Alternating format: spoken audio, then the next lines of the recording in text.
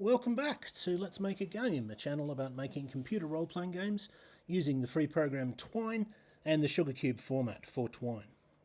In this video, I would like to talk about finding text within a Twine game.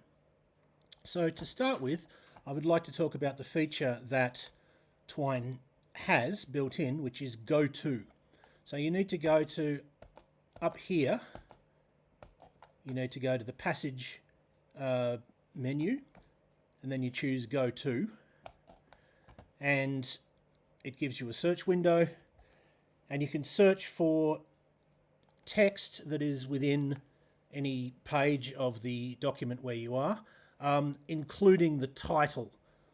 So if I go for display enemy, it will find every instance of the text display enemy, which will usually be an include or a go-to. You might by coincidence have the words display enemy in there somewhere, and I can click on, let's say, that one, and it gives me the page highlighted in blue, which I've chosen.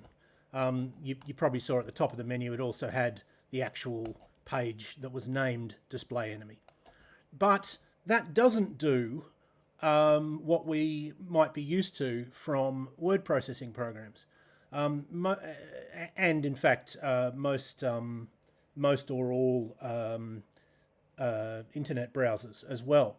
They almost all have either Control F if we're in Windows, or Command F if we're on an Apple.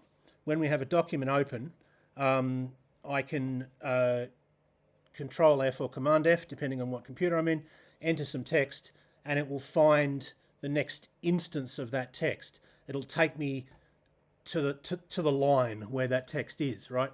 Whereas all GoTo does is find you the page. It doesn't then tell you where it doesn't show you where the text appears within the page, and that can be a greater or lesser problem. In this particular case, for example, it would be not much of a problem because we've got very small pages. But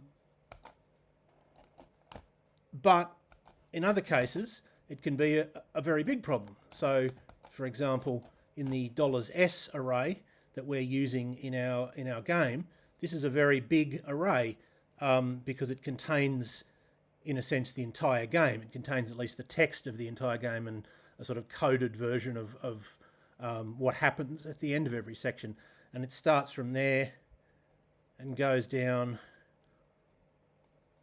currently all the way to there.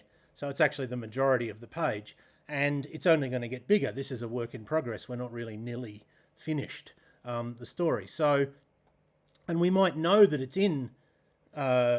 We might know which page it's on. We might know. Yeah, I want to find something in the S array, and I know where the S array is. I want to find out where it is and not have to scroll up and down, taking the risk of missing it and kind of wasting a lot of time. So what I would recommend doing, if you're in that situation, if you can't avoid having long pages, is simply cutting and pasting the relevant bit of text into a, if you're in Windows, I would use Notepad. I suppose you could use Word as well, but the more complicated the word processing program, the more danger of picking up weird characters and stuff that you don't want. So I would use sort of the simplest one possible. And on my Windows laptop, that is Notepad. On this Mac, there's one called Text Edit, which is almost the same as Notepad. It's like a very basic, it's probably one step up from Notepad because it has bold and underline and stuff, but it's still the simplest one there. So I would recommend getting the section where you know it is. So we click at one end of it. So in this case, at the end, but you could do it in the other order, starting at the beginning as well. We scroll up to here, we press Shift and then click again, and that highlights everything we need, and then we can Command C or Control C to copy, or we can Command X or Control X to cut. So I'm going to go Control X, and then usually I do a few more returns so there's sort of a big space so it's obvious where it's meant to go. And then we get into text edit and we Command V or Control V, and then we have the text that we want. And then we can Command F. So I go F and I look for gorilla, for example, and it'll give me the first instance of that sequence of text, and I can look for the next one. I'm not sure there is a next one in this particular case, but yeah, if there had been a next one, it would take me to the next example. And that can save you a lot of time. I've recently I'm sort of looking for particular paragraphs or sections, and I know what's in them, so I can search with Control F, but I'm not exactly sure where they are in the story. Are they towards the top or the bottom?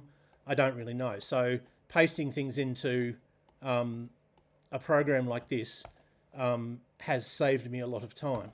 Let me press done, and there we are. So we make the changes that we want, and then I Control A to select everything that's in the document. Control X. Actually, sorry, I'm using Command in this case because this is a Mac, but it would be Control X on a PC, which is what I usually use, which is why I got it wrong. And then we Command or Control V to paste it back in, presumably fixed, and then having fixed it, we build and publish to where send that off to wherever we want to send it. So make sure, of course, that if you cut it rather than copying it, don't publish until you've pasted it back. But that's fairly easy to remember.